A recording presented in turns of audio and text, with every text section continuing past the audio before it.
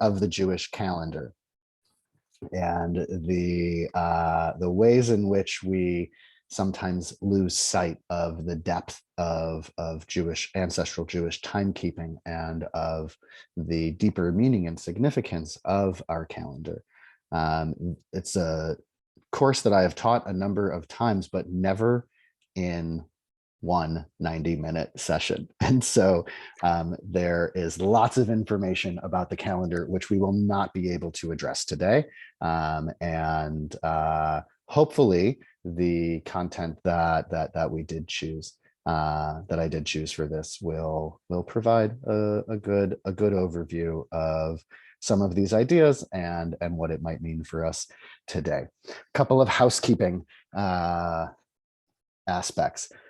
I'm going to request that people, when not speaking, leave their microphone on mute. It just makes Zoom work easier. I'm sure you are all well aware of the sensitive nature of Zoom by now. But I want to also encourage people as we move forward in our discussion to unmute yourself and ask questions and interrupt me. I am going to do my best to leave a good amount of time at the end for Q&A. So if it's something that you think can wait, perhaps jot down your question and save it for the end. But if it's something to help you understand the content that we are discussing in the moment, please interrupt me, and let's make sure that everyone is on the same page and following along.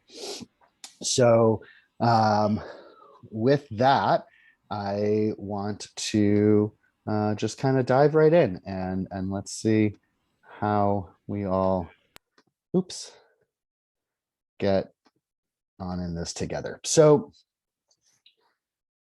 the question of calendaring for me really begins with the question of why.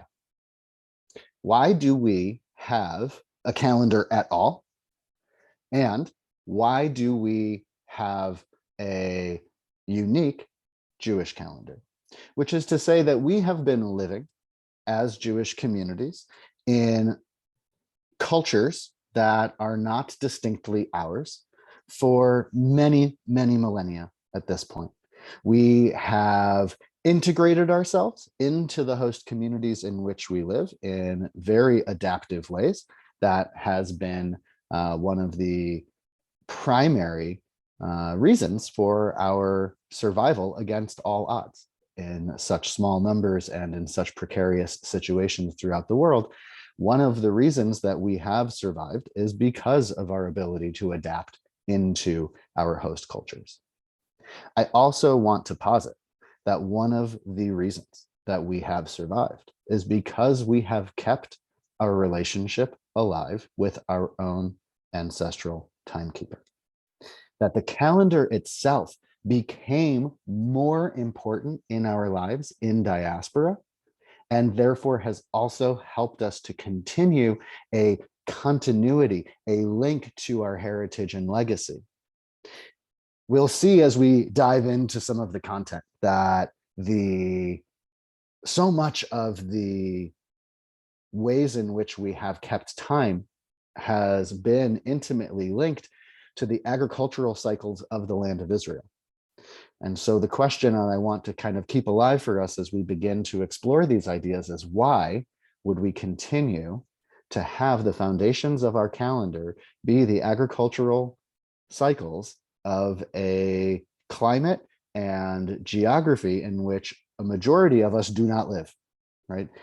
Today in the 21st century, nearly half of the Jewish people of the world live in the land of Israel. But as we well know, until the end of the 19th century and really until the middle of the 20th century, that certainly was not the case. And it's only in recent years that the population of Israel has increased so substantially that it is now nearly 50%.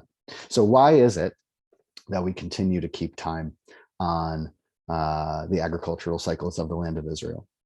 Is one question that we will keep alive, not necessarily answer, but we'll keep alive. But also the main purpose of really trying to delve into these ideas is, what does it mean for us today? How do we begin to relate to ancestral Jewish timekeeping, to the Jewish calendar, as more than boxes in rows on a calendar on our wall?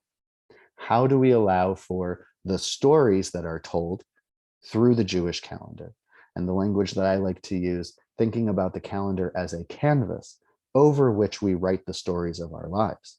How is it that we can utilize the wisdom of this calendar to make our lives more meaningful through our relationship to ancestral Jewish wisdom? We don't often think of the calendar as a circle because we are so used to seeing it in those rows of boxes on the calendar, on our fridge or on our wall. You probably get one the week before Rosh Hashanah, or maybe you pick it up in your synagogue when you come to Rosh Hashanah services. And we all know the ways that the Jewish calendar serves us today. But when we think about the way in which time progresses, I find it much more valuable to imagine the calendar as a circle, because the truth is a calendar doesn't actually end. It just continues on its cyclical path. The names of the months that we have become familiar with, some of us perhaps more than others, are actually derived from primarily Babylonian deities. This surprises many of us, but it's not a secret and it's not a conspiracy. In fact, in the Jerusalem Talmud, in the Talmud Yerushalmi, there is acknowledgement that the names of the months are of Babylonian origin. In fact, if you look in the book of Ezekiel, you will see mention of the god Tammuz, which is one of the late spring, early summer months. You will see mention of the god Tammuz. This is not a secret. Why is it important to understand that the names of the months come from Babylon?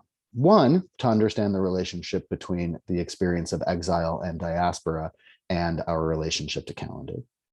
But two, to also understand that the names of the months are arbitrary. They do not matter. If they were to change again, we would still have the same relationship with the place in the cycle in which they occur and how that relates to our experience of the seasons. Even though the names of the months come from Babylon, our cultural imperative to keep a calendar does not come from Babylon, but comes from the Torah. And not just any arbitrary place in the Torah, but from the story of the Exodus.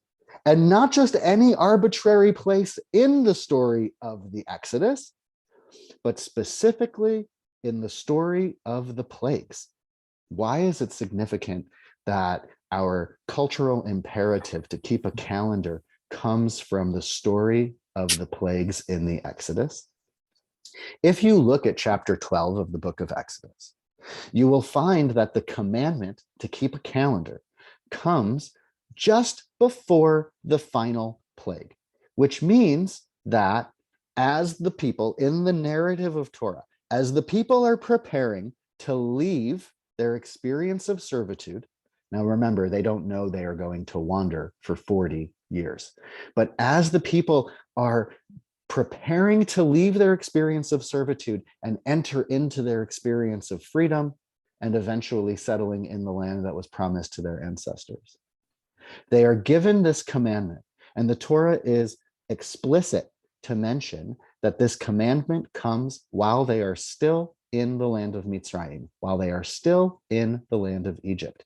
This is actually the first commandment given to the children of Israel. Not the 10 commandments, not all of the rules about how to do sacrifices, not all of the rules about how to celebrate Shabbat and observe Shabbat, and all of the things that we think of as commandments. The very first commandment is to keep a calendar. And the calendar begins in the month of Nisan, in the spring.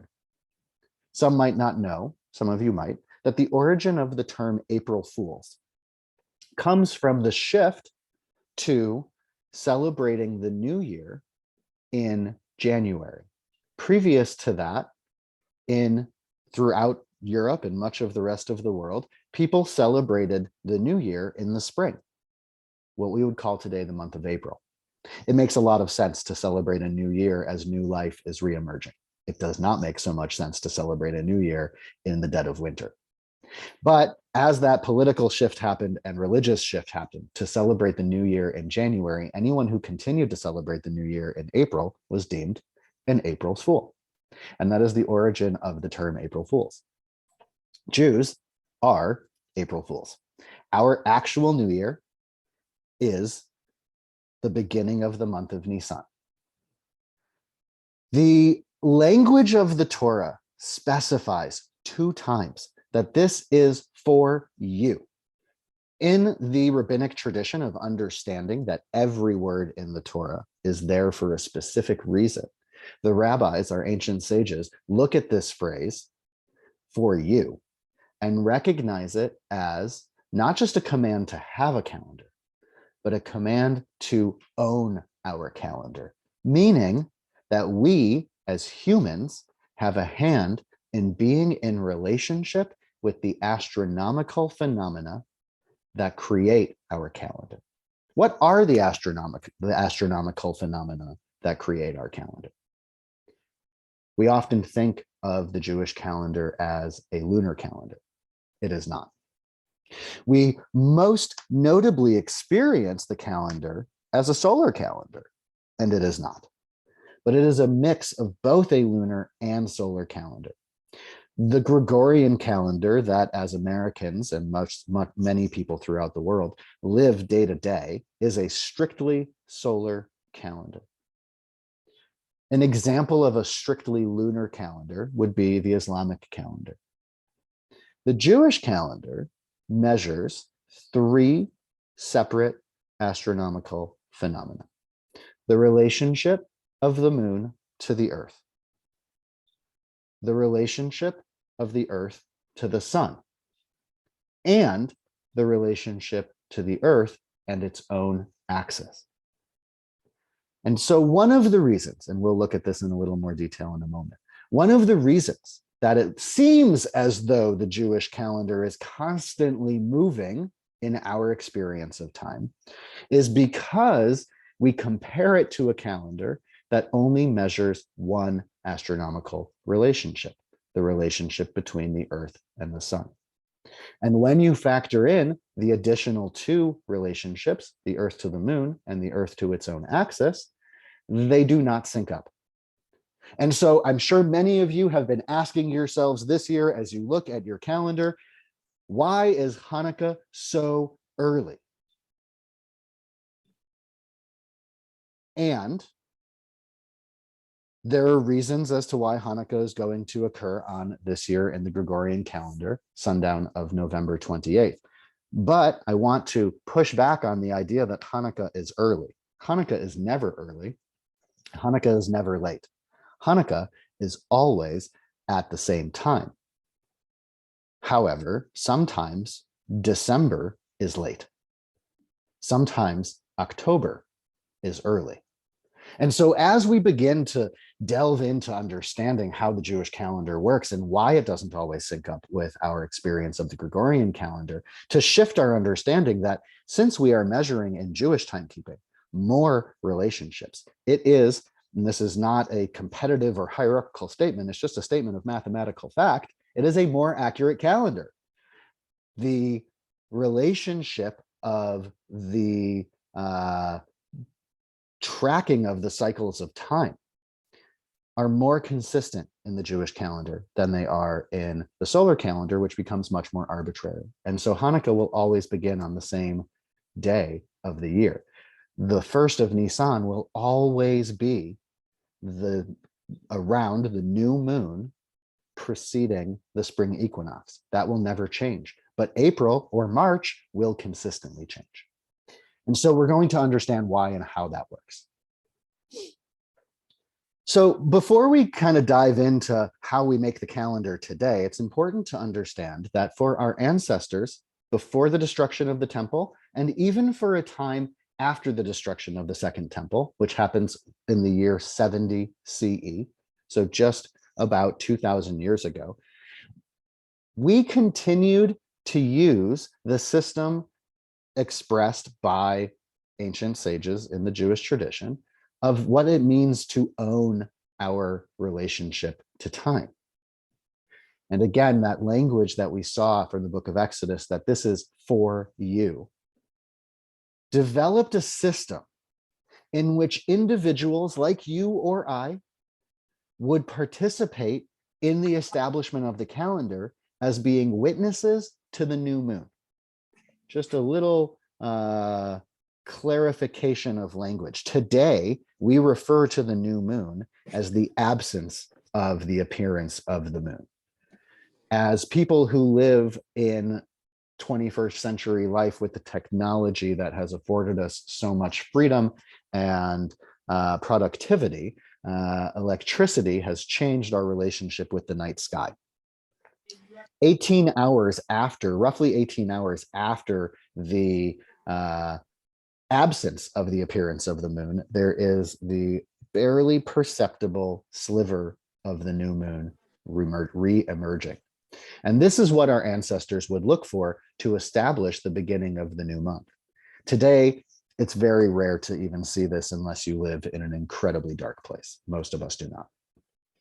So the tradition of witnesses making their way from anywhere in the land of Israel to Jerusalem to make testimony on having seen the new moon is how, before we had a calculated calendar, we would make our months. You would be sitting at your home anywhere, wherever you might be in the land of Israel, and you would be watching the night sky for the reemergence of that sliver of a moon. And when you would see it, you would make your way to Jerusalem to make testimony in front of the priests when the temple still stood. And after the temple was destroyed and the priesthood no longer served its purpose, in front of a panel of elders who were rabbis in the court, in the Sanhedrin, the Supreme Court of the Jewish people. And we see from this text in the Mishnah that is being written down sometime around the 2nd or 3rd century, but is received oral tradition from generations past. We see that there was a place called Beit Yazik. We don't necessarily know where in Jerusalem it was located, that the witnesses would all gather and they would have a huge party. They would have all of this food and they would be socializing with each other. And we see in this text that people would travel there on Shabbat. Why is that relevant that people would travel there on Shabbat? Because it tells us that the process of testifying for the new moon was so important that it was one of the things that you could break Shabbat in order to participate in. Not just that, but we see in this text that Rabban Gamliel, who was the head of the Sanhedrin, made it so that people could travel within the city of Jerusalem once they arrived. Because of the nature of strict observance of Shabbat, people would have been stuck in that courtyard for a full 25 hours. And he allowed for people to be able to enjoy their experience. Why is it so important to understand that Rabban Gamliel changed the rules for people to enjoy their experience? So that we understand that this was something that the authorities, that the legal authorities and the religious authorities and the political authorities wanted people to participate in. They could have just as easily watched the moon themselves in Jerusalem. Who knew more about the moon than the people whose job it was to create the calendar? Of course, nobody. They had the tools to make the astronomical calculations. They had the inherited knowledge of the different principles and ideas and symbols and signs that they were looking for. Your average person who lived out in the middle of nowhere in the land of Israel, what did they know? But that this was a communal participation is so important to understand how it is that the shift from an observed calendar by testimony to a calculated calendar by astronomy was such a difficult decision for our ancestors to make, and we'll hopefully understand why they made it. But just for now, to recognize that this was something, the process of creating the calendar was something that your everyday person was able to participate in, and that the authorities ensured they were able to. How is it that they would participate? What if I don't know what to look for in the shape of the moon? How do I know the difference between the waning crescent and the waxing crescent, right? How do I know if what I'm seeing is the end of a month and not the beginning of the month? And so to make it even easier for people to participate, tradition says Rabban Gamliel had an image, he had images of the forms of the moon on a little tablet, a clay tablet that would hang on a wall in his attic, and he would personally interact with the witnesses as they would come and ask them, point to me on this tablet which moon you saw. And that way he could understand who it is that had the knowledge necessary to know if they were looking at a waxing or waning moon, and who became an expert witness. And he was able to educate the less educated witnesses so that they would be more willing to participate in the future. We have stories elsewhere in rabbinic literature, elsewhere in the Jewish tradition, that speaks of, for example, Rabbi Akiva trying to stop people from traveling on Shabbat, to say, no, you need to observe Shabbat, and Rabban Gamliel chastising him, saying, no, you need to make it easier for people to come to Jerusalem to make testimony. This was a communal experience that we celebrated together. As our history unfolded, it became less and less possible for us to participate as we spread throughout the diaspora. And so what is the process of the experience of how it is that months were made and advertised when we did have testimony before there was a large diaspora? The Mishnah tells us that they would go out half the year, 6 different months, and that announce when the month had begun so that people could plan accordingly. Because for our ancient ancestors, they didn't have the calendar on the wall with the boxes in the rows that they picked up as they came into shul on Rosh Hashanah, right? They didn't get from the funeral home or from whatever communal institution the calendar in the mail. They had to participate actively in knowing when the holidays would occur. And so these messengers would leave Jerusalem and go throughout the land of Israel, and later would even leave the land of Israel in order to establish a calendar that worked. But because it was by observation, it needed to be adjusted, because it wasn't necessarily always accurate to rely on the testimony of uneducated and uninformed people. And so it was a relationship between the wise people who knew the process of astronomical calculations, who had the tools at their disposal, and those of us that did not. And so this being now the month of Kislev, of course, the next holiday that we will celebrate together globally as the Jewish people is Hanukkah. And that was one of the months we see that you might have heard from these messengers going out, so that you knew on the 25th of this month of Kislev, it's time to celebrate Hanukkah. And you would have a sense of exactly when that would be without needing to watch the moon every single night and count for yourself. What did it actually look like in practice? What did it actually look like in practice for this system of messengers to go out in the land of Israel and abroad to inform communities of the new moon? This is a contemporary map of the Middle East, but of course is the same geography in which our ancestors lived, just different names and different borders. And the Mishnah tells us that they would lift these signals. However, there was a time at which some outsiders tried to corrupt it. We're not going to get into what that is referring to. But what we have from our oral tradition is that they would bring up these torches made of specific materials, and that they would light a signal fire, and that signal fire would be seen by another group somewhere else, and a new fire would be lit, and so on and so forth. And so we see how from the Mount of Olives to the boundary of what today would be Syria, and then throughout the diaspora leading to Babylon, leading to what today would be Iraq, we had a system of informing the entire Jewish world.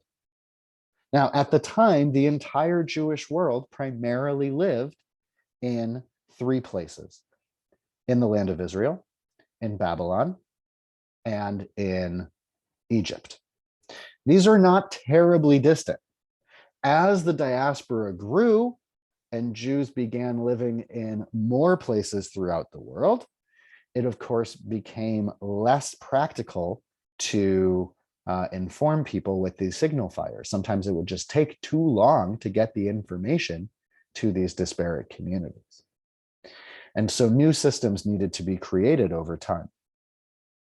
But what is important for us to remember is that even with the thousands of miles that separate Babylon from Jerusalem, the communities in diaspora stayed in relationship with the communities in the land of Israel, and vice versa. That just as today, even as today we might benefit from the technology like the one that we're using now that brings me into your homes in Pennsylvania, without that technology, our ancestors still had ways of being in relationship with each other across cultural, linguistic, and geographic lines. And one of the things that kept us in community together, that kept us in relationship together, was to be able to track time the same. And so it's not just about who is keeping kosher the same or different, who is observing Shabbat the same or different, who is celebrating holidays the same or different, but that recognizing that we are all observing Shabbat on the same day of the week. We are all observing the holidays on the same days of the year.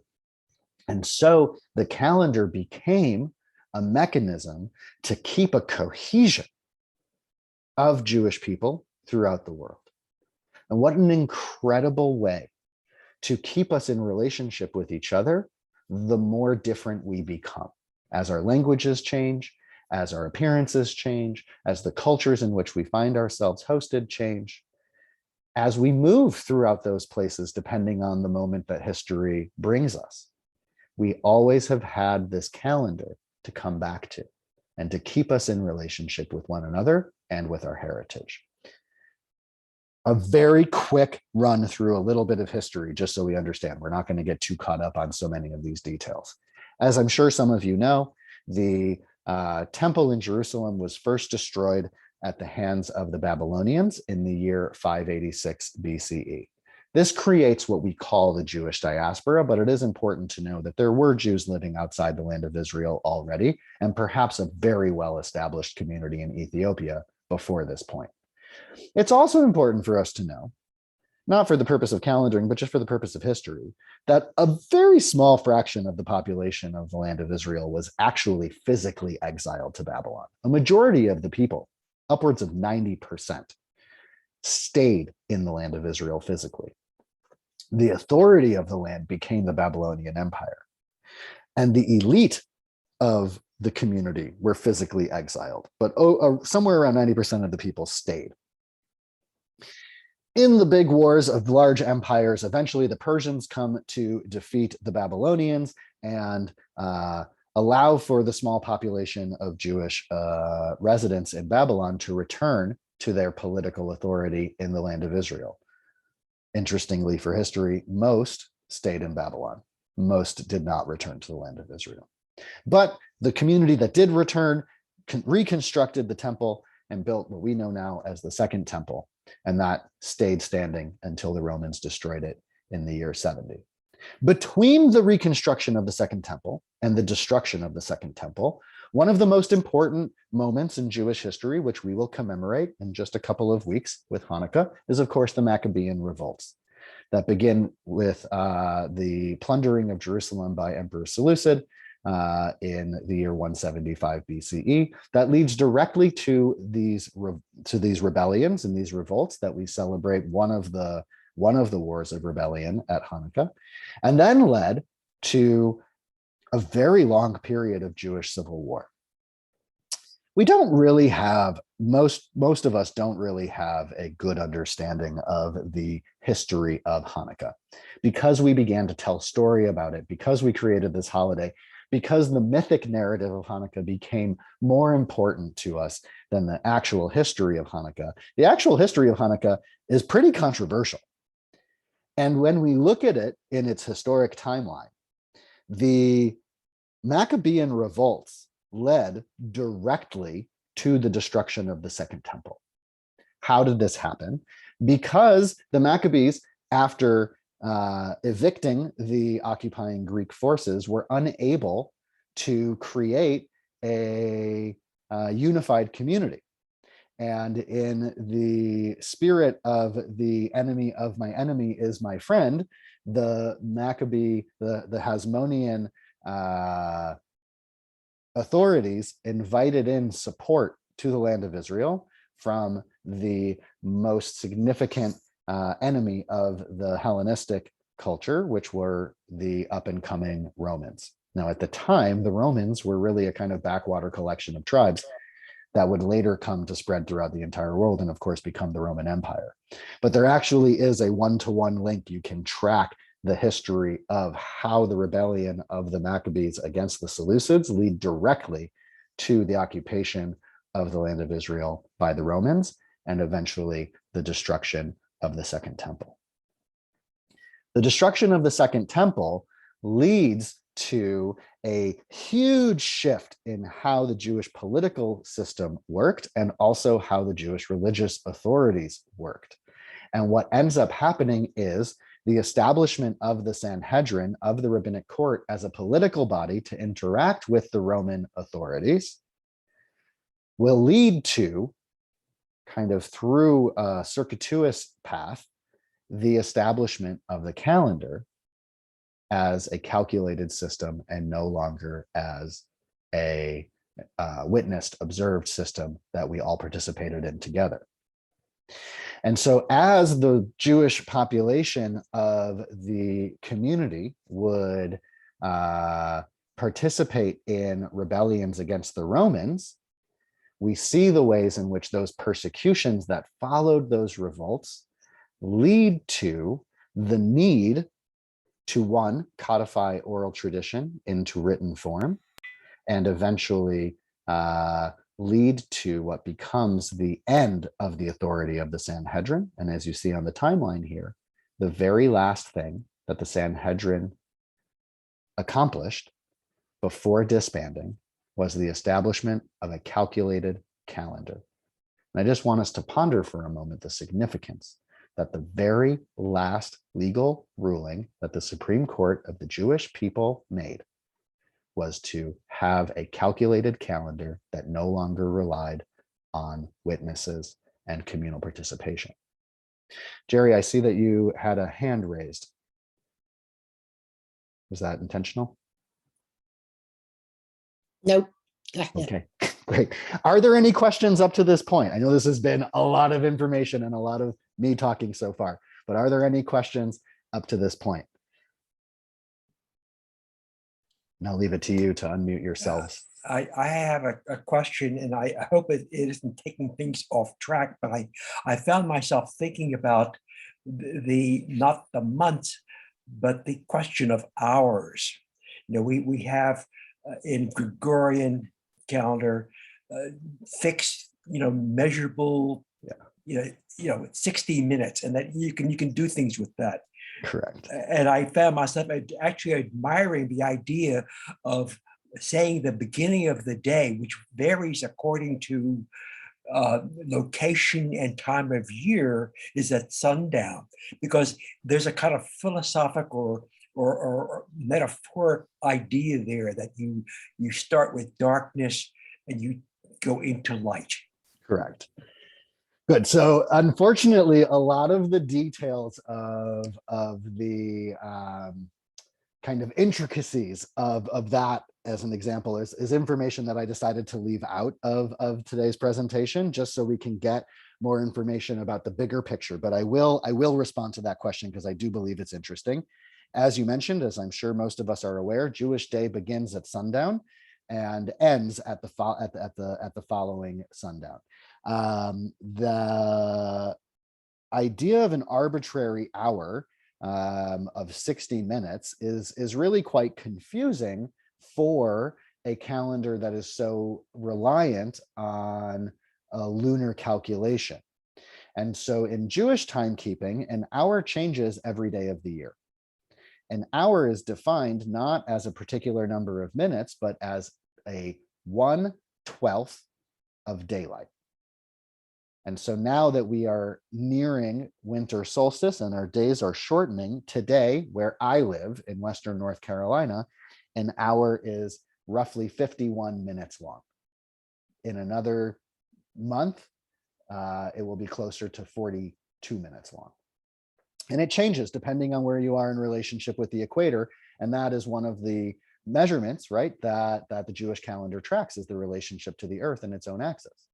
And so, yes, there's been lots of meaning made as to why we begin our days at night. You see it reflected in the story of creation in the first chapter of Genesis. There was evening, there was morning, day one, and so on and so forth. And so understanding some of those cultural distinctions is perhaps one of the reasons that, despite using the calendar of whatever host country we are in, whether that's Babylon or the United States, that despite using the calendar of whatever host country we are in, we still maintain our unique and distinct relationship to time. One of those, as Abraham named, is beginning a day at night. Interestingly, we don't count nighttime hours, right? We don't actually count the hours of the evening in the same way that we count the hours of the day. But that, again, is kind of bringing us far afield. Any other questions up to this point? Thank you, Abraham, for that question.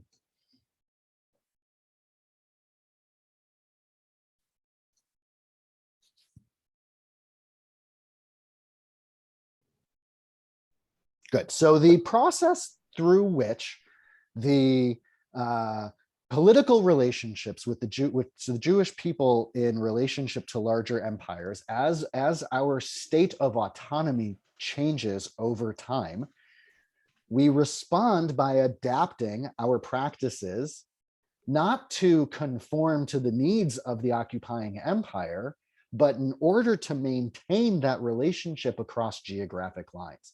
And so the fact that the Roman Empire divided into two, and one half became Christian eventually and one half didn't, and all of those kind of elements that we know of the story of the Roman Empire really didn't have that dramatic of an effect on our reality until Christian persecution against Jewish people began sometime later, right? But that from our perspective, it was simply just the need to continue to be in relationship between the ever shrinking, at this point, continually shrinking Jewish community of the land of Israel and the ever growing community of the Jewish diaspora throughout the world.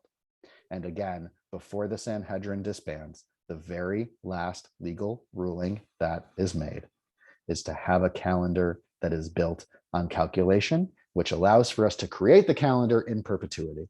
And so sitting in this moment today, I will know what day Hanukkah will occur in the Gregorian calendar 1,000 years from now, if there still would be a Gregorian calendar, right? But I can calculate it out to any day, any time in the future. And that is because of the decision that was made in the middle of the 4th century. Going back to understanding kind of how the calendar works a little bit. Again, we have these names. These names are arbitrary. They were taken from Babylonian culture. They happen to have been names of their deities for the most part.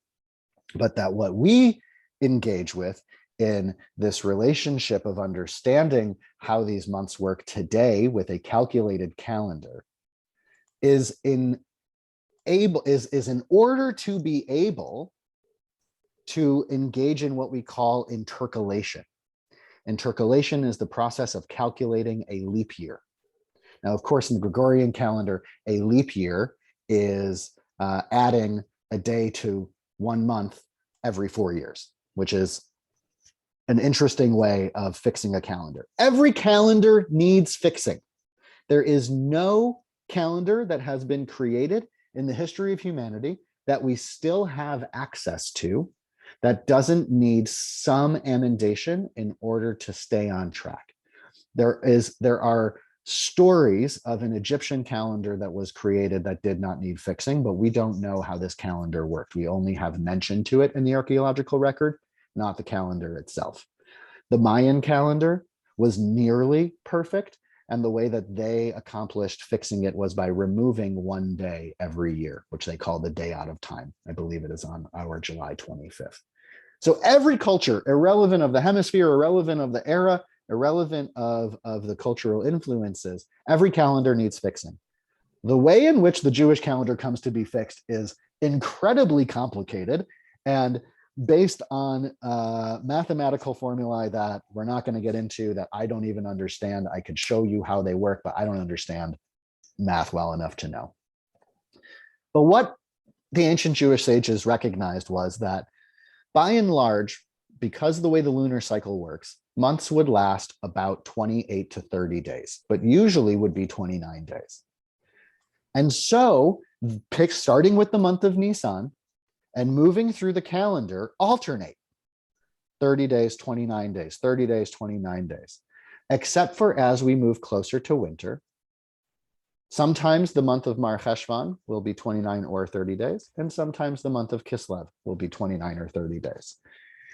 The month of Adar will have an additional month added in order to fix our calendar. So our leap year is having an extra month that will occur. And again, this is a calculated phenomena, a certain number of times over the course of a 19-year cycle. These are details that we're not necessarily going to be able to get into today. But how do they come to this? Again, they recognize the patterns of moon cycles, and they take half the year at 29 days, half the year at 30 days. Add these together, and you get 354 days, which is roughly the length of a lunar year. Divide that into the 12 months, and you have 29 and a half days. But you can't have a half day if you're trying to keep a calculated calendar. And so you adjust it by recognizing that a civil lunation, right, that our arbitrary calculation that you see on the left-hand side of your screen, comes to 29 and a half days.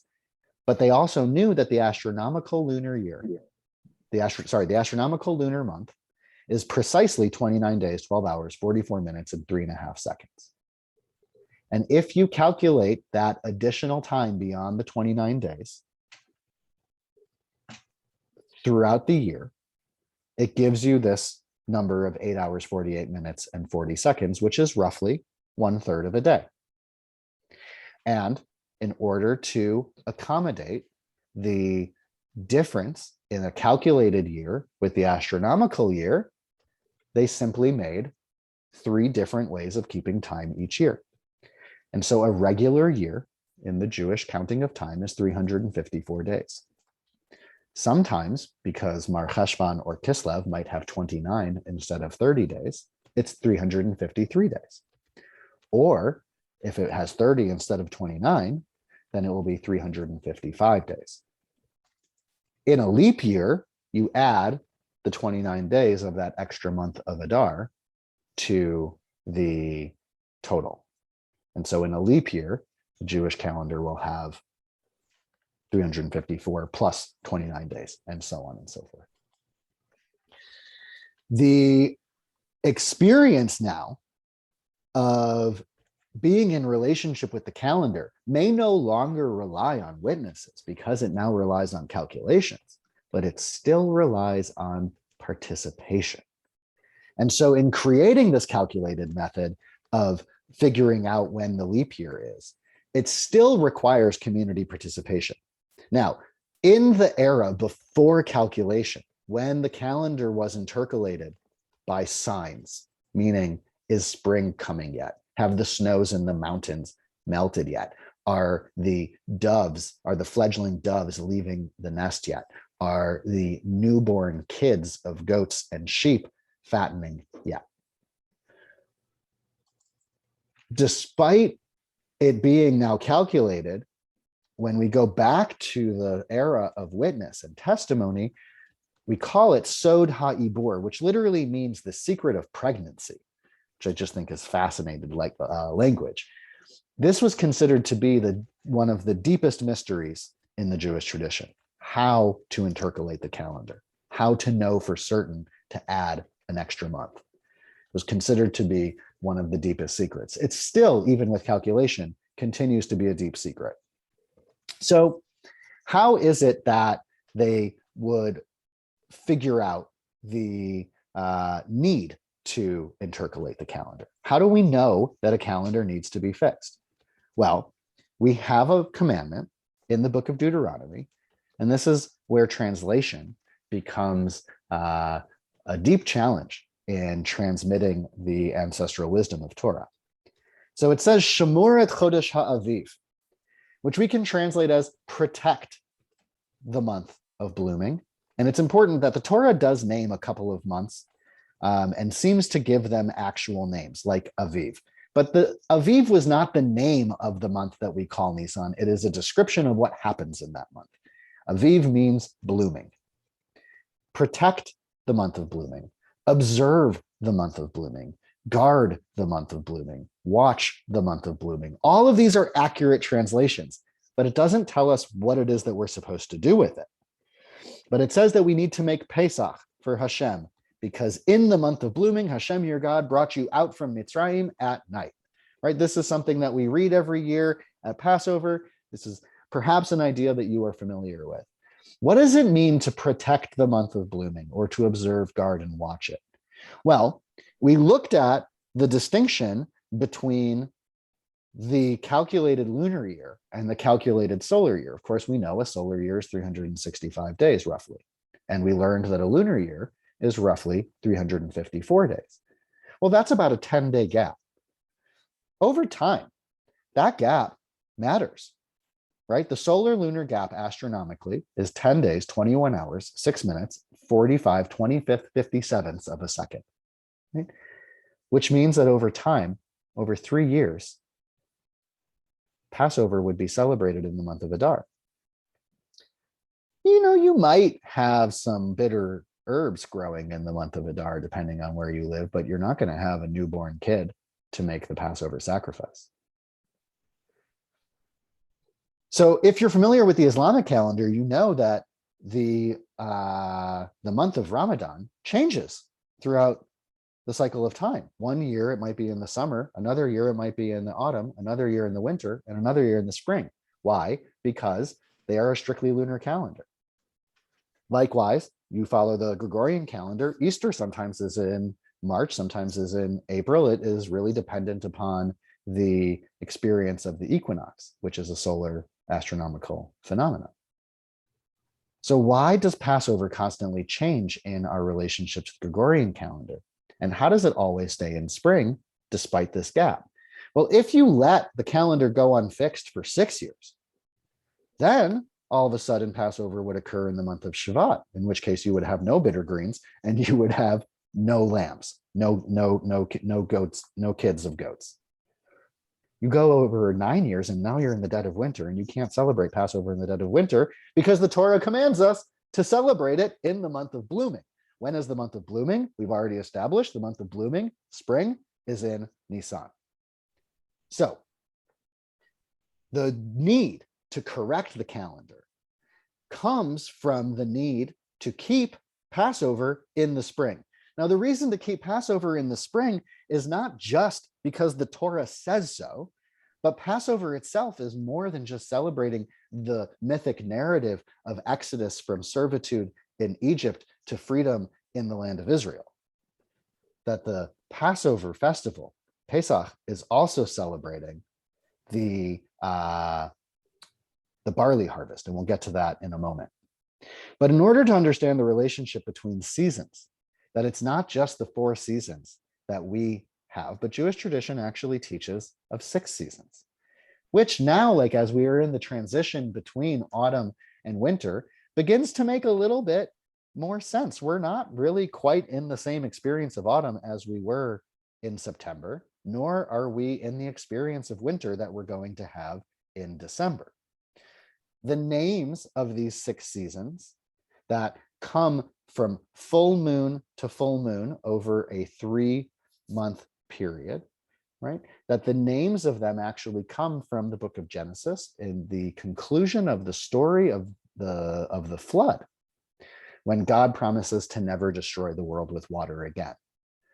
And the rabbis, the ancient Jewish sages, look at these phrases and see more than just descriptions of activity or of climate, but see the nuanced cycle of transition of years. When we look at these 6 seasons and how they relate to the harvest festivals, again, the harvest festivals are more than just the relationship to the mythic narrative of Torah, but also bring us into relationship with the agricultural cycles of the land of Israel. So Pesach will always be, irrelevant of the Gregorian dates, Pesach will always be from the 15th of the month of Nisan for 7 days following, the week of the waning full moon following the spring equinox. It will always conclude 7 weeks following the second day of Pesach with Shavuot. So Shavuot will always be on the 6th of the month of Sivan, no matter when in the Gregorian calendar it occurs. Sukkot, celebrating the autumn harvest, and Shavuot celebrates the harvest of wheat. And the Sukkot harvest in autumn celebrates not only the vegetables and fruits that are growing in the land of Israel in autumn, but also all of the harvesting that happened throughout the summer. Shmini Atzeret, which is one of the lesser known days outside of people who are regularly observant Jews or regular synagogue attendees. Shmini Atzeret, literally the 8th day of assembly, occurs the day after Sukkot, but is a festival unto itself. And this will become relevant in a moment. But understanding how it is that the relationship of the solar seasons, being spring, summer, autumn, and winter, that is determined by equinoxes and solstices, comes into relationship with the Jewish counting of seasons, these 6 seasons. And we still relate to the 4 seasons of spring, summer, autumn, and winter, obviously. But we have this more nuanced understanding of how these cycles interact with each other, and they become overlaid with our experience of our agricultural cycles, which become the symbolic foundation for our religious festivals.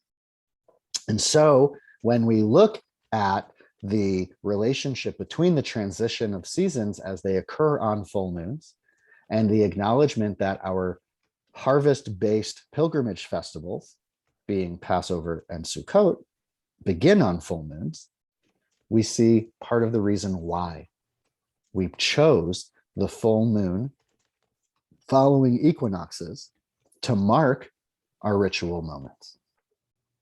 But there's more to this story that emerges as we begin to follow through the calendar. Now, of course, as I mentioned, the very next holiday that we have, as you all know, is Hanukkah.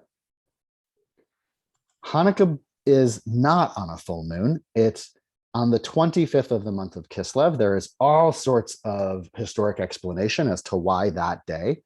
It probably has less to do with the actual battles that were fought against the Seleucid Greeks and more to do with the timing of the winter solstice, with the pre-existent, now defunct observance of what was called Neirot, lamps, which was a winter solstice celebration in Judea, in which people would light fires during the darkest time of year. All Northern Hemisphere cultures have a celebration of light at this time of year. The Roman celebration, Saturnalia, probably was a large influence in choosing the 25th of the month of Kislev, and likely also the influence of why Christmas becomes the 25th of December. Not because Hanukkah was, but because Saturnalia already had this relationship. In the Talmud, the question is posed, my Hanukkah, what is Hanukkah? And in true rabbinic fashion, they do not answer the question, but instead describe how many days there are. And it says on the 25th of Kislev are the days of Hanukkah. There are 8 of them.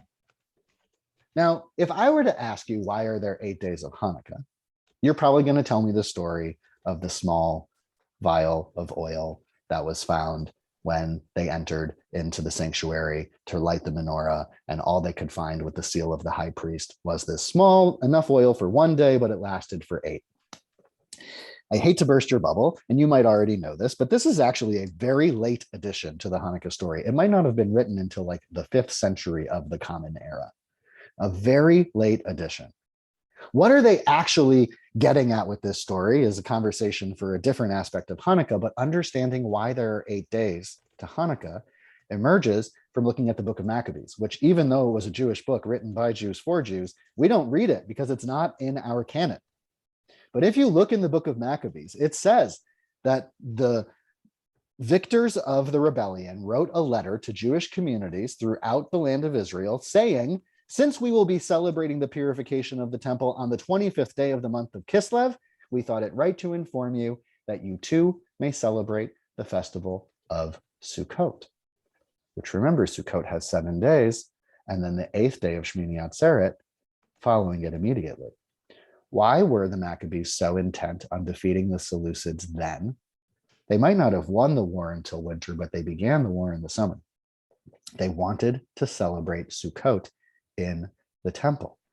They needed to be able to have a menorah in order to engage in the sacrificial practices to purify the temple in order to celebrate Sukkot and Shmini Atzeret, which would be 8 days. Hanukkah is actually a celebration of Sukkot because they missed it because they were at war. You might be familiar with the tradition that says that the Academy of Shammai and the Academy of Hillel had different styles of lighting the menorah. We now light it according to the style of the Academy of Hillel, beginning with 1 candle and ending with 8. But the Academy of Shammai in the 1st century lit it the other way.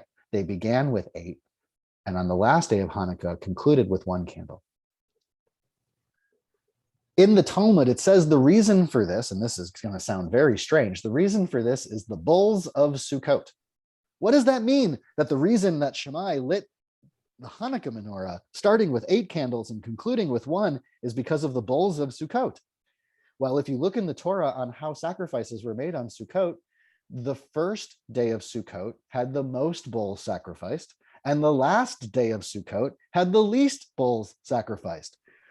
So the tradition of Shammai lighting the candles on Hanukkah from 8 down to 1 was actually holding on to the memory that Hanukkah itself was a celebration of Sukkot.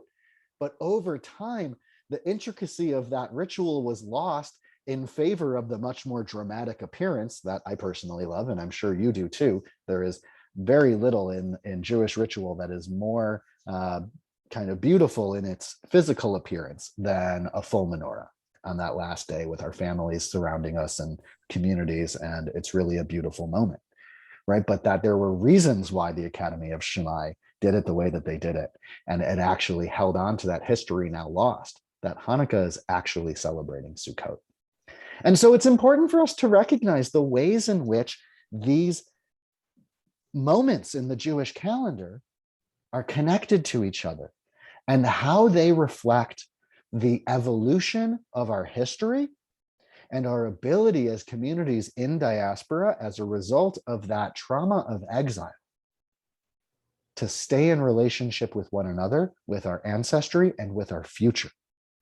And how it is that the calendar, again, becomes a canvas over which we write the meaning of our lives. And so I want to bring you through a little bit more of the ways in which these aspects of calendaring are in conversation with each other, that these cycles don't exist independent of each other, but are all in conversation with each other. And so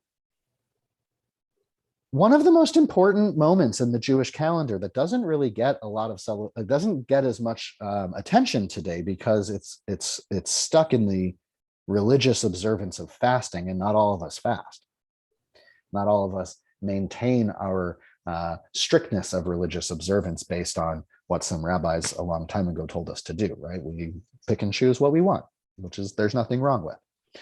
But the moment of Tisha B'Av, the moment of the commemoration of the destruction of the temples by the Babylonians in the year 586 BCE and the Romans in the year 70 CE, is not just a commemoration of destruction in Jewish history, it's also an acknowledgement of the role of exile and diaspora in our lives.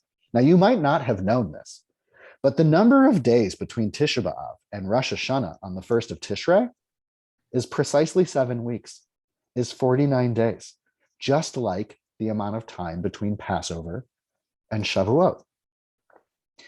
Now, again, I hate to burst your bubble. This is sometimes even offensive to people, but it is a historic fact. Yom Kippur did not exist in the first temple. There is no mention of it anywhere in any text within scripture as an event that happened in the first temple. It is something that was adopted and adapted from Babylon, from the experience of exile. In Babylon, it was known as Yama Kapparu. The high priest of the Babylonian cultic practice would take a ram, slaughter it in the courtyard of the temple, drag the ram bloody through the sanctuary of the temple. The blood of the ram would purify the temple and atone for the sins of the priest. What the Jewish community did in returning to the land of Israel was took that basic premise and made it more Jewish. How did we make it more Jewish? The priest didn't just atone for the sins of the priest, but for the sins of all of the priests, the entire priestly family. And not just for the priestly family, but for all Jewish families. We communalized it. We made it a collective experience, which is something that is very much bound up in Jewish values. The priests are not better than us if you're not a priest. They are simply, by circumstance of birth, put into a certain position. But it is all of our responsibilities to engage in ritual atonement. Did you ever think about the fact that every Jewish holiday pretty much begins on a full moon or is in relationship, like Shavuot is in relationship to Passover, but Yom Kippur is on the 10th of a month? Why is it random in the 10th of a month? Because it's not actually coming from Jewish culture or tradition. But despite that, because our calendar is something that adapts and evolves over time, we'll see in a moment how it is in relationship to the rest of the calendar. Now, this purple dot that you see over here in late winter, early spring is Purim. I'm just putting it on there because it too is a holiday that is a product of diaspora. We're not going to get into the details of the timing of Purim just because we don't have enough time. But it is also a historic moment in the experience of the Jewish people that is connected to diaspora, therefore a product of the 9th of Av. Okay, now 7 weeks between the 9th of Av to Rosh Hashanah mirror the 7 weeks between Passover and Shavuot. Shavuot celebrates not only the wheat harvest, but also the giving of the Torah. And where do we get the story of the giving of the Torah, right? But in the Torah, through what we call the Sinai cycle. Now, we know Moses was on Mount Sinai for 40 days and 40 nights, but unless you're reading the text very, very, very, very closely, you might miss that there are 3 separate times that Moses goes to Mount Sinai for 40 days and 40 nights. And when we look at the relationship between those 120 days and the rest of the Jewish calendar, one, it is of interest to note that Tisha B'Av happens exactly in the middle of those 120 days. But that they begin on Shavuot on the 6th of Sivan, and the very last time that Moses comes down from the mountain with the second set of tablets, this is his 3rd time up and down the mountain, is on Yom Kippur. And so as Torah grows and is added to and is edited and is redacted over time, the narrative story starts to overlay onto the evolution of the calendar and vice versa. And so our mythic narrative becomes a tool to explore the meaning of the calendar, and the calendar becomes a tool to explore our relationship to the narrative of Torah. When the Torah tells you that certain things happen on certain days, or that certain person lived for this many years, and it seems arbitrary. When you look at where the genealogies and the censes occur, it seems arbitrary. But if you look at it from a bigger picture, the genealogies and the censes always occur between stories. It's like a curtain call. And the information that is contained, it's never explicit. But for example, if you look at the Torah telling us how old Isaac was when he married Rivka? Why does the Torah just randomly tell us a couple of weeks ago in Parashat Toldot, Isaac was 40 years old when he married Rivka? Seems completely unnecessary information. But when you do the backwards chronology, all of a sudden you realize that if Isaac was 40 years old when he married Rivka, and Abraham died when he was 175, and that Isaac was born when Abraham was 99, and then all of a sudden you can figure out that Jacob and Esau were 15 years old when Abraham died, and that the story of the trick of, not the trick, but the story of the sale of the birthright over the lentil soup that was Jacob was making, that Esau wants so bad that he's willing to give up his birthright for, that they were 15 when that happened. And that's how we know that the meal that Jacob was cooking was the mourner's meal for Isaac, who was coming back from burying his father Abraham. And now all of a sudden, it's not a story about Jacob being deceptive at all, but is a story about Esau shirking his responsibilities as a firstborn son. Torah gives us information for a reason. And so that Torah tells us how many days Moses is on the mountain is not just for a cool story that this guy can fast without food or water for 40 days and 40 nights, and how good of a prophet is he. But it gives us a chronology that the Torah doesn't always impart explicitly. And now connects Shavuot to Yom Kippur. Just like Tisha B'Av becomes connected to Rosh Hashanah through the same 7-week count that connected Passover to Shavuot. That none of these things are arbitrary at all, but begin to tell us a more full story. Now, I started by talking about how Nisan is the first month of the year. That's our actual new year. And some of you probably were thinking, but what about Rosh Hashanah? Isn't Rosh Hashanah actually our new year? Well, one, you'll see that Rosh Hashanah on the 1st of Tishrei is exactly opposite the calendar 6 months from the 1st of Nisan. Why do we begin our year in the 7th month and not the 1st month? And whether you are counting the 1st month as Tishrei and Nisan being the new year, it's still 7 months later, right? It's still the 7th month from Tishrei. Or if you begin counting the year in Nisan, then Tishrei is the 7th month, right? So why do we call the 1st of Tishrei Rosh Hashanah, the head of the year? As I'm sure some of you are aware, we don't have just one new year. In fact, we have 4 new years. We have the new year of the calendar at Rosh Hashanah. That's when we add a year. It's how we count Shemitah cycles. This is a Shemitah year, a year of agricultural and economic remission in 5782. Rosh Hashanah is how we count those cycles, how we add a year. But we also have a new year for tithing animals at the beginning of the month of Elul. We also have the new year for festivals at the beginning of the month of Nisan. And we have a new year for tithing tree produce, which is not on the 1st, but on the full moon at the 15th. It might seem strange to have 4 new years, but when you think about, even in our world in 21st century, we have our civil year, we have a tax year, we have a fiscal year, we have a school year, we have so many different years that we track by simultaneously. We just don't think of them as new years. But the language that the Jewish tradition uses for these many different ways of tracking time are new years.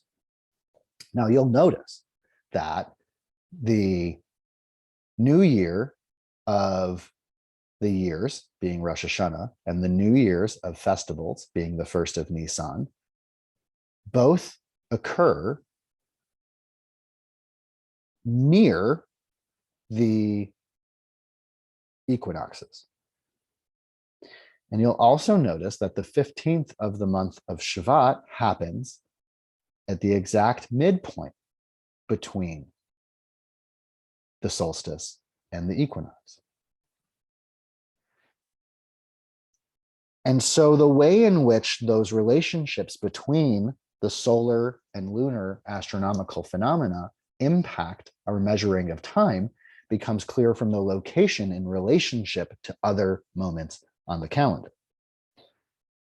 You might be familiar with the tradition of Tu B'Av, which is often described as a Jewish Valentine's Day. Tu B'Av, which is the 15th of the month of Av, the full moon in midsummer, is timed with the grape harvest. The understanding is that the job of grape harvest was so intense that they would need to benefit from the full moon, and they would harvest throughout the night as well. And since all of the families were out in the vineyards harvesting grapes, it became a time to introduce young couples to each other. Still today in Bedouin society, that full moon at midsummer is a time in which marriages are arranged. And so the reason it becomes known as a love holiday, as the Jewish Valentine's Day, is because during this time of grape harvest is the time that we believe our ancestors would arrange marriages and young people would meet each other as the families were all out harvesting together, and that those relationships would then be built.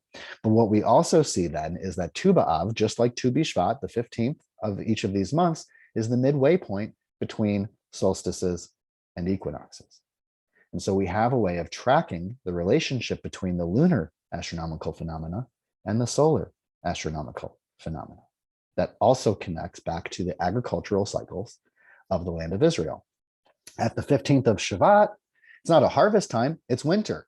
But that is when the trees, now that they have no leaves and there's no need to produce energy to grow leaves and buds and produce yet, is sending all that energy down to the root system, absorbing the water from the land, that is taking the melting snow, and that water through sap rises into the trees, and that come spring, that energy will produce new leaves. And that is why we would have the tithing year set with the 15th of Shvat, because as the sap rises in the tree, it's a new year for the cycle of that tree's life. And so we see again the ways that they are related to each other and our lived experience of the world. We don't think of Passover and Sukkot in the same way as we think of Tu B'Shvat and Tu B'Av. But the truth is, since they are marking full moons, they too could be referred to as Tu B'Nisan or Tu B'Tishrei, right? Tu being the letters Tet and Vav, 9 plus 6 in Jewish numerology and gematria, adding up to 15. And so, again, as I mentioned before, Passover and Sukkot are the full moon closest in proximity to equinox. And the new year of the tithing of the trees, and opposite it, the grape harvest in the 15th of Av, are the midway point between the two. And so the ways that full moons relate to new moons now takes on a whole deeper significance. When we look at this story and we see the relationship between the Sinai cycle connecting Shavuot to Yom Kippur, we look at the relationship between the 4 New Years and the solstices and equinox and the lived experience of the earth and the cycles of the agricultural life in the land of Israel. We look at the way that the 7 weeks between Passover and Sukkot are mirrored at the 7 weeks between Tisha B'Av and Rosh Hashanah. And we see the ways that a story like Hanukkah or Purim, which are these historic moments, become embodied as reflective of the ritual moments that already existed on the calendar. Again, we see the ways in which the calendar becomes a reflection of our lived history and continues to evolve as we continue to relate to the stories of our history and our experience in the world over time. And so those cycles that are a part of our calendar life these are not just strange phenomena. These are features. This is the way that our calendar actually works. This relationship between the cycles of the astronomical movement of the earth around the sun, of the moon around the earth, and the earth around its own axis, determine our lived experience of the world by how many hours in the day are there? How many minutes is an hour, right? How do we track time in diaspora, in exile, maintains our relationship to the land of Israel, maintains our relationship to our history, and allows for us to have a canvas over which we write the story of our future. Again, these are not just arbitrary moments in time, but they are times in the cycle of the year that are all in relationship with each other. And I really, before we dive into some question and answer, I just want to thank you all for the time to sit and listen and to share in this wisdom. If you'd like to continue learning together, you can visit my website, groundingwisdom.com, and find other opportunities. If you're interested more in the work that we're doing here at Yesod Farm+Kitchen, you can visit yesodfarm.org and all sorts of ways to get in touch with me. But I do so much appreciate this opportunity, and would love to open it up and hear from all of you if there are questions or comments that you might have. And I know this was a lot in a very short amount of time, and I apologize if it was too overwhelming, but I hope at least something got through to some of you. Justin, this is Miriam. I have a question. Being that you are involved in farming near Asheville, North Carolina, I was wondering if you have any connection at all with Sandor cats. I wish. My connection to Sandor cats is their fermentation book is a Bible in my kitchen. Right. And it is someone that I have been trying to get in touch with for years. I'm not sure how much they're actually ever physically in Asheville. I have never met this person. Asheville has been home away from home since 2001 and has been full-time home since 2013. And I not only have I not met Sandor, I've never met anyone who has. And well, I've never met anyone here who has, but his fermentation guide is amazing. And if you're not familiar with it, it's really, if you're interested in fermenting foods, it's great stuff. Thank you. And Miriam, if you're still in touch with him and you want to put him in touch with me, I would love that. I have a question. I very much appreciate learning for the first time. I did not understand all that you presented and seeing the connection to the holidays and the continuity, and that it's agrarian. But today's world, we have an Israel that is Jewish, and that they operate not as an agrarian, local area. They're on the world stage making world products. What do they use? Certainly the religious community uses this. So are we finding that this calendar coexists in the host country, which is Israel? Right. What a fascinating question. And it's like a really interesting moment in history in which we finally have a sovereign Jewish place in the land of Israel again. And the truth is, a majority of Israelis use the Gregorian calendar because they are doing business with the rest of the world, right? And so I think in the same way that for most of Jewish history, the primary spoken language was Aramaic. It's not a Jewish language. It became a Jewish language. There's a Jewish dialect of Aramaic, but why did we speak Aramaic? Because that was the language of the Assyrian Empire, and that was the language of the Babylonian Empire. And in order to be engaged in the world, you had to speak the language of the world. It's why people speak English today, right? So it's why some people are learning Mandarin in business school. I just find it fascinating. There are business schools throughout the country that now have Mandarin lessons as a part of their business school training, right? Because that's the future that we are likely going into. So, and at the same time, I spent time with a dear friend and teacher of mine who is a settler that lives in Shiloh, a settlement in the West Bank in Samaria. That was the home of the Ark of the Covenant before the Ark of the Covenant went to Jerusalem. And I got to spend a Shavuot with he and his family. And I remember talking to one of his many children that I mentioned something about July, and I can remember this boy, he was 12 years old, and he looks at me and says, "What is July?" And I'm just like, oh my goodness, like, oh, sorry. Yeah, the month of Sivan. And oh, Sivan, why didn't you say so, right? So they're not farmers. They're just regular Jewish people who live a very religious life, but they live on the Jewish calendar and have to have it translated into the Gregorian calendar. And so, yeah, I think that this has always been our way. We have always lived on multiple timelines and maintained our ancestral Jewish timekeeping alongside being in communication with the rest of the world. And so, from what we can tell, again, archaeologically, there were no names of months in ancient Israel. There was the first month, the second month, third month, the fourth month, and so on and so forth. And then there were descriptions of what happened in those months. The month of blooming, the month of brilliance was a name for one of the summer months, and so on and so forth. And so my guess is that this is, again, one of our secrets of survival, is our ability to be adaptable to being in relationship with host cultures while also maintaining our own distinction. Any other questions or comments? Yeah, Justin, this is Tamara. I think I understand the lunar part and the solar part, but I'm not sure I understand the Earth on its axis part. Is that how we got to the minutes? It is one of the ways that we relate to, yes, how many minutes are in an hour. It is also how we experience seasons.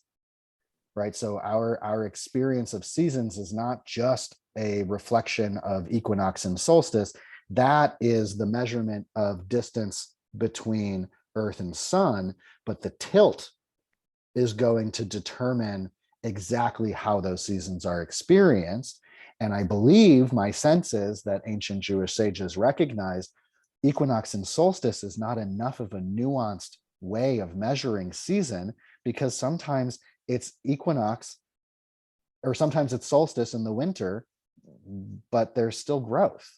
And sometimes, there is that. So we actually track our relationship to equinox and solstice not on the 21st of March or the 22nd of September, but by the month in which those astronomical events will occur. So we refer to Tikufat Tammuz as the summer solstice, which we mark at the first of the month of Tammuz. Now, it's not going to happen on the first of the month of Tammuz. It will happen sometime in that month.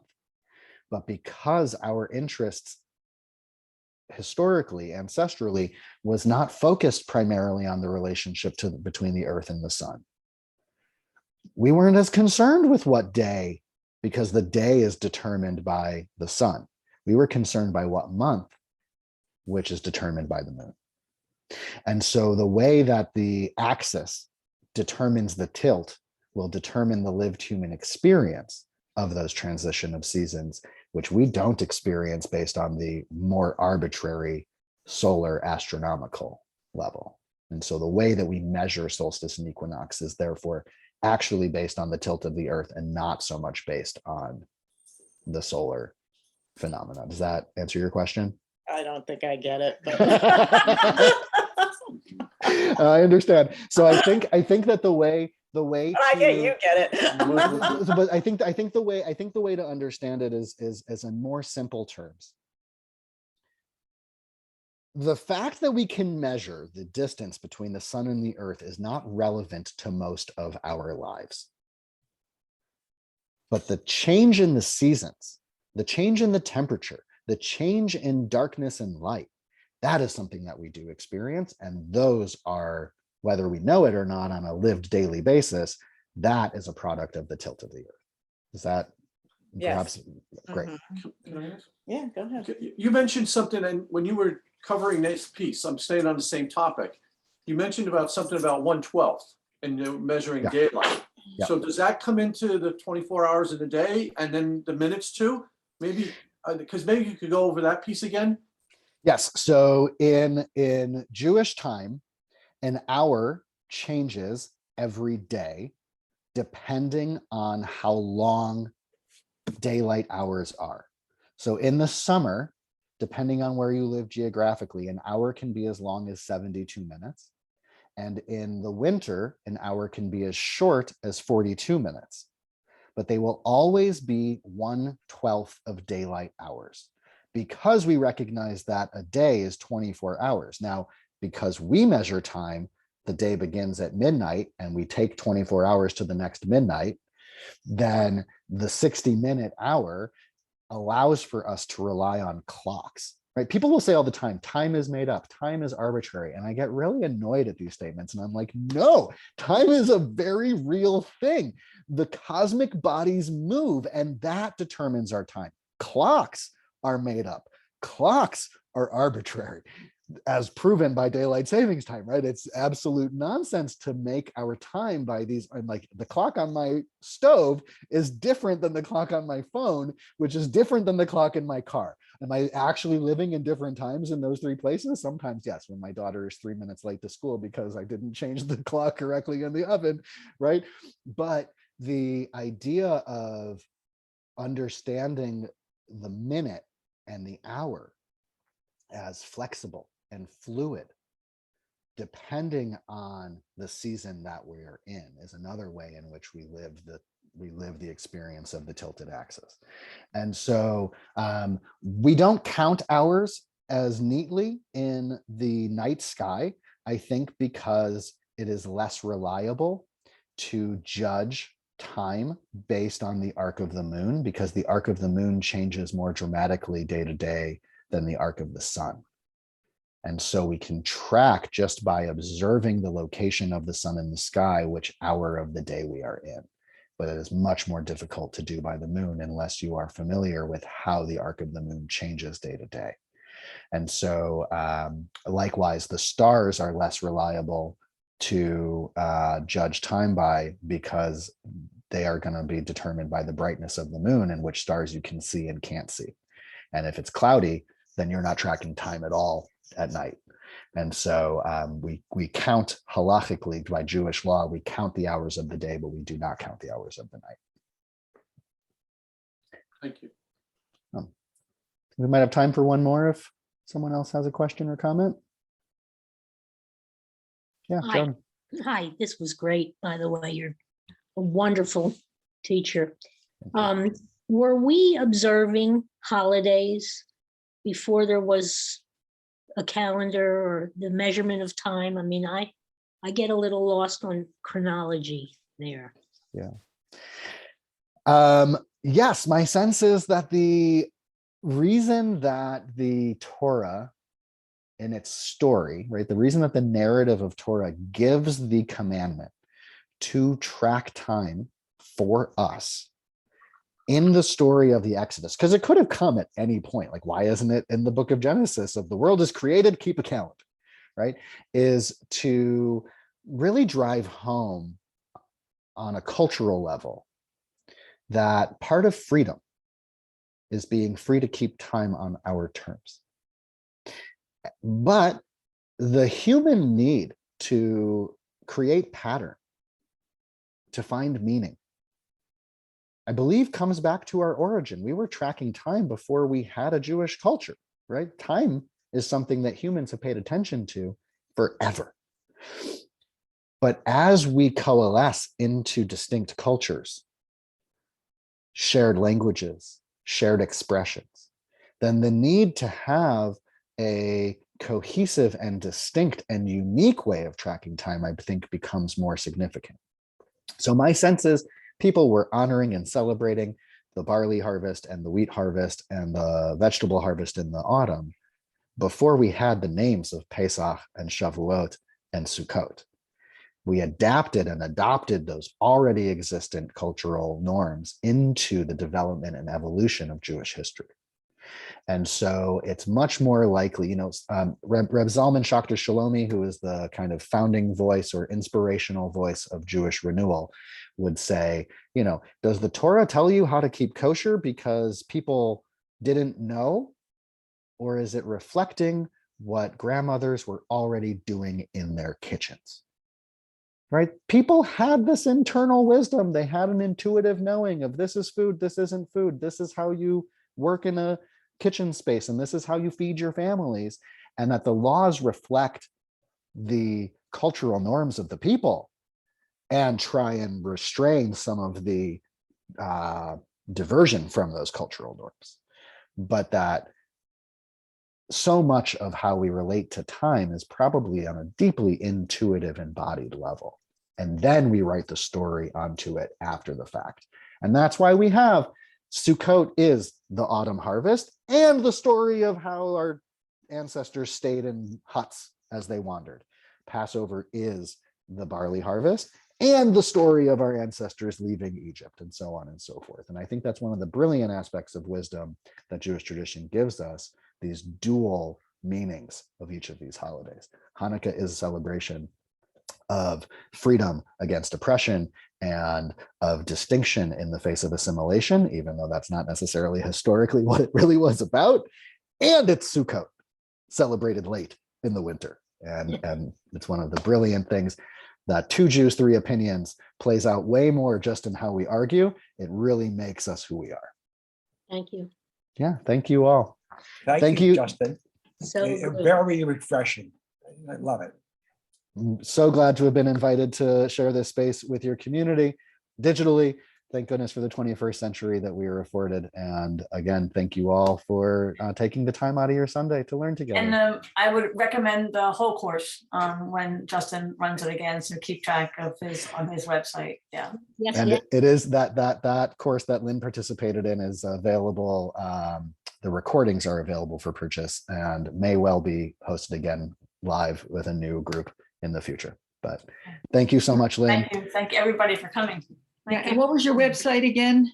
It is groundingwisdom.com. Great. Okay, thank you. And we recorded, Excellent. we recorded this? I Yes, believe this was recorded. Yes. Thank Great. you Yeah. all and enjoy the rest of your day. thanks so much.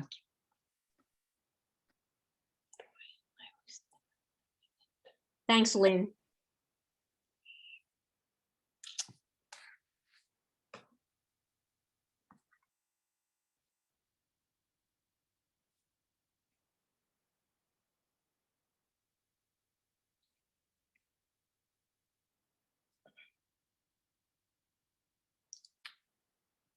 So put in